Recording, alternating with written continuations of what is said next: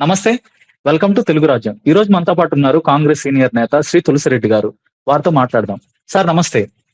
నమస్తే. నమస్తే.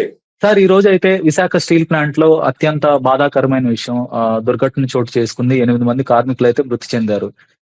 దాని తర్వాత కూటమి నేతలు, కూటమి పార్టీలకు సంబంధించిన నేతలు, ప్రభుత్వ పెద్దలు, అలానే ప్రతిపక్ష పార్టీలకు సంబంధించిన నేతలు గూడా అక్కడ పర్యటన జేశారు.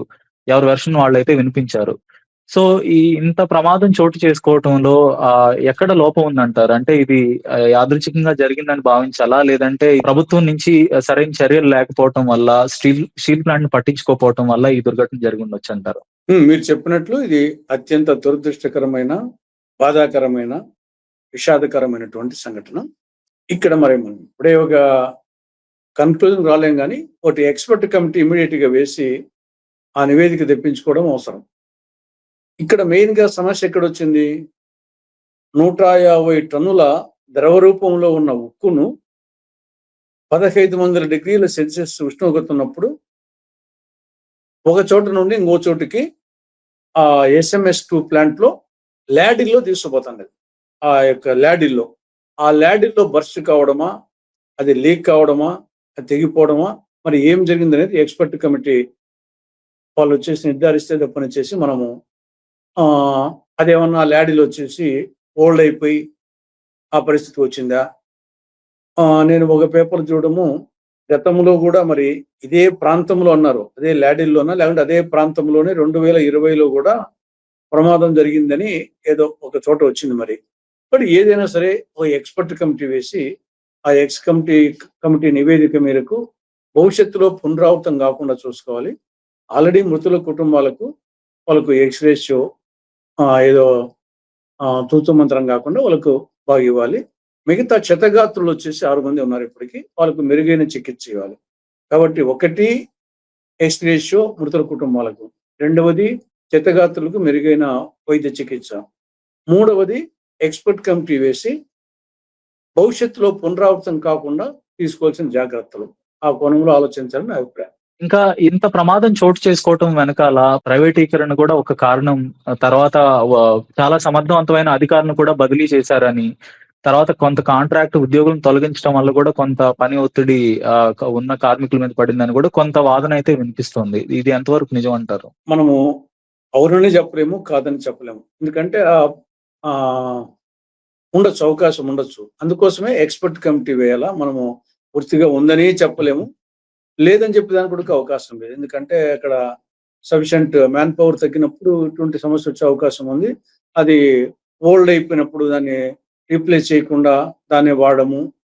కాబట్టి అందుకోసమే దీన్ని ఎప్పటికీ ఎక్స్‌పర్ట్ కమిటీ నివేదిక మీదకే మనం ఆలోచించాలి గానీ, మనము లేవని చెప్పలేము, ఉన్నదని చెప్పలేము. ఓకే. ఇంకా ఈ రోజు మంత్రి నారా లోకేష్ గారైతే అక్కడ పర్యటించారు.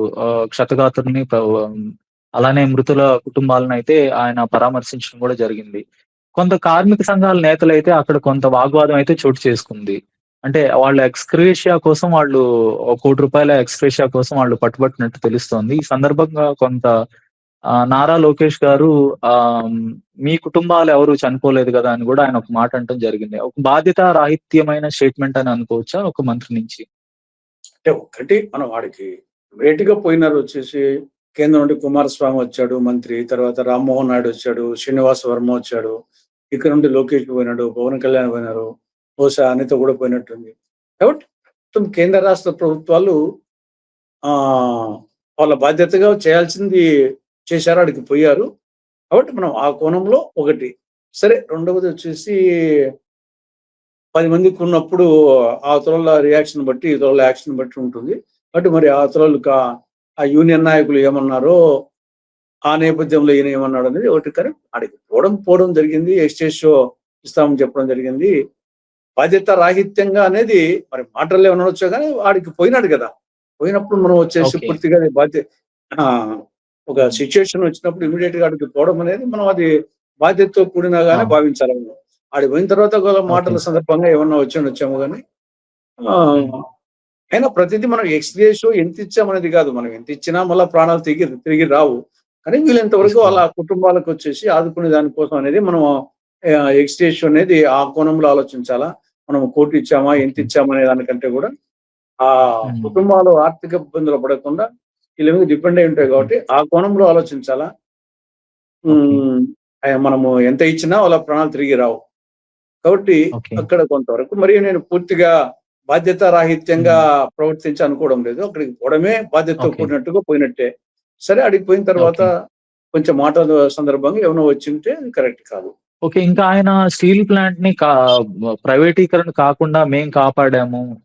మీరెవరు అడగటానికని కొంత అక్కడ కమ్యూనిస్ట్ పార్టీ నేతల్ని, ఆ కార్మిక సంఘాల వారినైతే ఆయన మాట్లాడటం జరిగింది. సో, అది ఎంతవరకు నిజం అంటారు? నిజంగా ప్రైవేటీకరణ కాకుండా కాపాడారంటారా? కూటమి ప్రభుత్వం. ఇప్పుడు ఇది తాత్కాలికమే ఇప్పటికి కూడా వచ్చేసి ఆల్మోస్ట్ దాంట్లో ఆ స్టీల్ ప్లాంట్‌లో చానా యూనిట్స్ వచ్చేసి చానా విభాగాలు ఇప్పటికే ప్రైవేట్ పరం అయిపోయినాయి. చాలా మంది హ్మ్. రెగ్యులర్ ఆ! వర్కర్స్‌ను తీసేశారు. తర్వాత హ్మ్. వాళ్ళకు మిగతా కాంట్రాక్టర్ ఔట్‌సోర్సింగ్ వాళ్ళని చాలా మంది తీసేశారు. బట్ ఇప్పటికే చాలా మటుకు ప్రైవేట్ అయినాయి. ఏదో కాలయాపన హ్మ్. చేస్తున్నారు అంతే. కానీ ఓకే. అది పరిస్థితి చూస్తే గన డెఫినిట్‌గా ఇది ప్రైవేటైజేషన్ అయ్యే పరిస్థితి కనపడతా ఉంది. ఓకే. ఇంకా పవన్ కళ్యాణ్ గారు గూడా ఇవాళ అక్కడికి వచ్చి ఒక ప్రెస్ మీట్‌లో మాట్లాడుతూ గత 5 ఏళ్ళు వైసీపీ అధికారంలో ఉంది. అంతకుముందు 10 ఏళ్ళు కాంగ్రెస్ అధికారంలో ఉంది. సో, ఈ స్టీల్ ప్లాంటు ఈ నష్టాల్లోకెళ్ళటం వెనకాల ఈ వీళ్ళు గూడా ఉన్నారు అన్నట్టుగా అన్న తరహాలో ఆయన మాట్లాడారు. సో, వాళ్ళనైతే ఎవరు అడగరు. ఈరోజు బాధ్యతగా మమ్మల్నే అడుగుతున్నారు అని ఆయన ఒక మాట అనటం జరిగింది. అంటే మధ్యలో ఒక 5 సంవత్సరాల హ్మ్. పాటు చంద్రబాబు నాయుడు గారు గూడా కరెక్ట్. ముఖ్యమంత్రిగా ఉన్నారు గదా! అన్నాడు యాహ్! గదా! కాబట్టి ఎప్పుడు హ్మ్. సమస్య వచ్చినప్పుడు అడుగుతారు. ఇప్పుడు ప్రమాదం జరిగింది. పోయినప్పుడు దాని గురించి ఆ నేపథ్యంలో కొన్నొస్తాయి. అంతకుముందు వచ్చేసి మీరు చెప్పినట్టు 2014 నుండి 19 వరకు చంద్రబాబు నాయుడు గారి ఇది ఆ! ఉండేది. మరి 2 ఇయర్స్‌గా వాళ్ళే గదా ఉండేది. కాబట్టి అంతకుముందు వచ్చేసి తెలుగుదేశం పార్టీ అంతకుముందు లేదా? 83 నుంచి 89 వరకు ఉంది. 94 నుంచి 2004 వరకు ఉంది.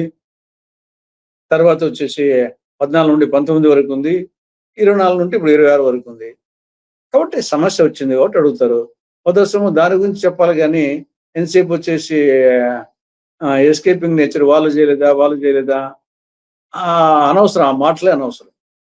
ఆ ఇష్యూ వరకు వచ్చేసి దానికేమైనా పరిష్కారం మీ లెవెల్‌లో ఎంతవరకు చెప్పాలో అంతవరకు చెప్పండి బాగుంటుంది. అంతేగాని గతాన్ని గురించి చెప్పినందు వలన ఉపయోగం లేదు. గతంలో ఈళ్ళు పరిపాలించారు కదా! అనేక సంవత్సరాల పాటు. అంటే ఇప్పుడు క్షతగాత్రులకు గాని, లేదంటే చనిపోయిన వారి కుటుంబాలకు గాని, ఎలాంటి న్యాయం జరగాలంటారు? ఇప్పుడు అంటే, ఎలాంటి చర్యలు తీసుకుంటే న్యాయం జరుగుతుందంటారు? అంటే చనిపోయిన వారికి ఎక్స్‌గ్రేషియా ఇవ్వడం ఒకటి. ఆ కుటుంబ సభ్యులకి ఎవరికైనా మళ్ళా వచ్చేసి అక్కడ గాని, వేరే చోట గాని ఉద్యోగాలివ్వడము అనేది ఒకటి. హ్మ్. మృతుల కుటుంబాలకు సంబంధించి. ఓకే. క్షతగాత్రులకొచ్చేసి ఇమ్మీడియేట్‌గా వాళ్ళకు మెరుగైన వైద్య చికిత్స అందించడము. తర్వాత వాళ్ళకి గూడక రీజనబుల్ ఎక్స్‌గ్రేషియా ఇవ్వడము. ఒకవేళ వాళ్ళు ఎటువంటి మళ్ళా వర్క్‌లో జాయిన్ అయ్యే పరిస్థితి ఉంటారా? లేరా? దాన్ని బట్టి వాళ్ళ కుటుంబ సభ్యులకు జాబ్ ఇవ్వడం అనేది ఆ 3 కోణాల్లో ఆలోచించాలి. హలో తెలుగు రాజ్యం ఛానల్ చూస్తున్నారా? సామాజిక రాజకీయ జీవన చిత్రణే తెలుగు రాజ్యం. అతిశయోక్తులు అసత్యాలు ఉండవు. రాజకీయ కోణం కాదు, ప్రజా కోణమే కొలబద్ద.